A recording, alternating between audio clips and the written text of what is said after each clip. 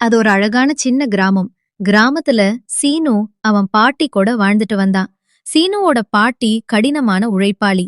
ஆனா சீனு எப்பவுமே சாப்பிட்டுக்கிட்டே இருப்பான். வேலைக்கு போகாம சாப்பிடணும் அப்படின்னு நினைப்பான். சீனுவோட பாட்டி, ஏண்டா எப்பவும் வேலை வெட்டிக்கு போகாம இப்படி உட்கார்ந்த இடத்துலயே உட்கார்ந்துட்டு சாப்பிட்டுக்கிட்டு இருக்கிறியே, இந்த வயசான காலத்துல எனக்கு ஒத்தாசையா இருக்கணும்னு உனக்கு தோணலையா அப்படின்னு கேட்டாங்க. என்னது, வேலைக்கு போணுமா? அதெல்லாம் என்னால முடியாது. இங்க பாரு பாட்டி, நான் வேலைக்கு வந்தா அங்க எனக்கு சாப்பாடு கிடைக்கும்னா சொல்லு, நான் உன் கூட வேலைக்கு வரேன். இல்லனா நான் எங்கேயும் வரல. அவன் பேசுனத கேட்டதும் பாட்டிக்கு ரொம்ப வருத்தமா இருந்துச்சு. அதனால அவங்க ஒரு நாள் திராட்சை தோட்டத்துக்கு வேலைக்கு போனாங்க. அப்ப அவனையும் கூட கூட்டிட்டு போனாங்க. ரொம்ப சாமர்த்தியசாலியான சீனு அங்க போய் எந்த வேலையும் செய்யாம கொஞ்ச நேரத்துக்கு அப்புறமா அங்க இருந்த திராட்சை பழங்களை எல்லாம் திருடி சாப்பிட்டான். அப்புறம் ஒரு நாள் வாழை தோட்டத்துக்கு வேலைக்கு போனாங்க. அங்கேயும் போய் கொஞ்ச நேரம் வேலை செய்யற மாதிரி இருந்துட்டு வாழை தோட்டத்துக்கையும் எடுத்து சாப்பிட்டுட்டு இருந்தான்.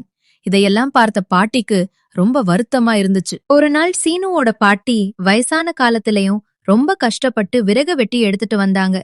ஆனா அந்த கஷ்டம் எதுவுமே தெரியாம சீனு வீட்ல உட்காந்து நல்லா சாப்பிட்டுட்டு இருந்தான்.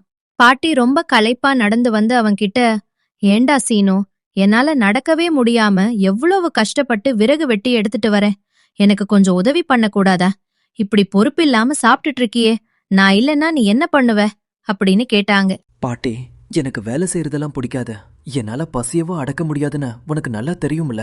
அப்புறம் ஏன் என்ன வேலைக்கு போக சொல்லி இப்படி தொல்லை பண்ற அப்படின்னு அவங்க மனச நோகம் படி சீனு பேசினான். அதனால பாட்டி உன்னுடைய சோம்பேறித்தனத்தை நினைச்சு வருத்தப்பட்டு அழுதாங்க.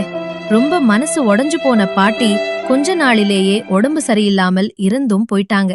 பாட்டி இறந்ததும் ஊருக்குள்ள போய் ஒரு வீட்டிலும் போய் அவனுக்கு சாப்பாடு வேணும், கொஞ்சம் இருந்தா கொடுங்கன்னு கேட்டான்.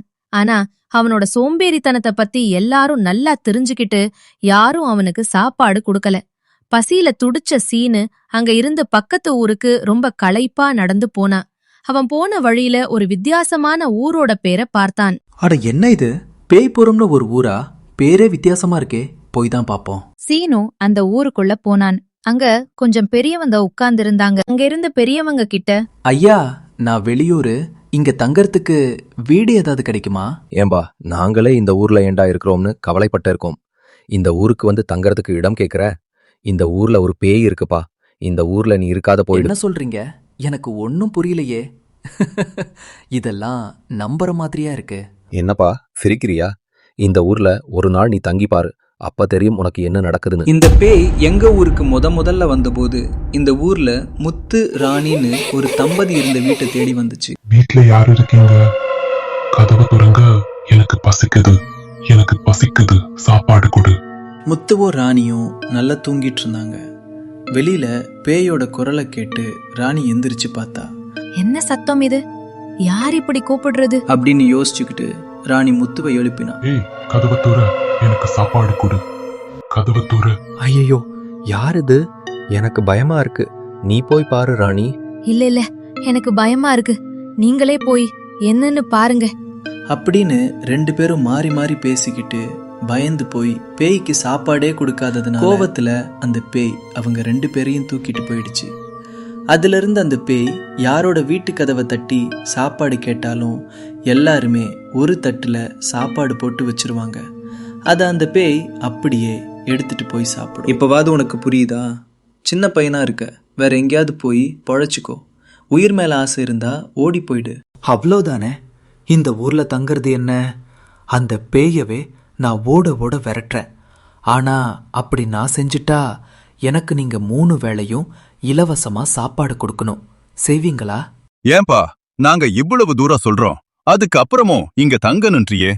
உயிர் மேல ஆசை இருந்தா ஓடி போயிடு, அவ்வளவுதான் நாங்க சொல்லுவோம் அப்படின்னு சொல்லிட்டு ஊர்க்கார பெரியவங்க எல்லாம் கிளம்பி போயிட்டாங்க.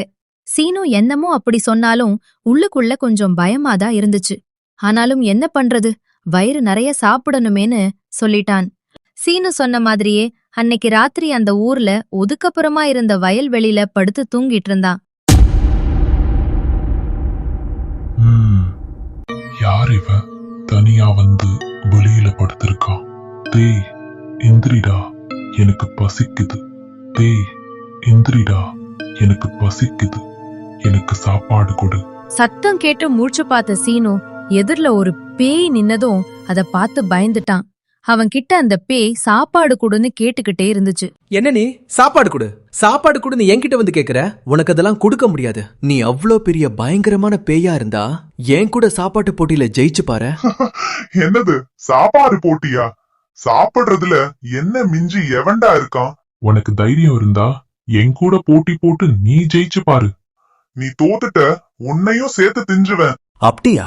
அப்போ சரி, போட்டிக்கு நான் தயார். நாளைக்கு இதே நேரம் நம்ம போட்டியை வச்சுக்கலாம். போட்டியில நான் ஜெயிச்சிட்டா நீ இந்த ஊரை விட்டே போயிடணும், சரியா?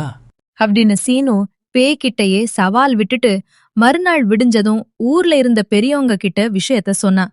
அதை கேட்டு ஊர் மக்கள் ஆச்சரியப்பட்டாங்க. என்னது, பேய் கூட சவால் விட்டிருக்கியா? ஏண்டா உனக்கு இந்த வேண்டாத வேலை?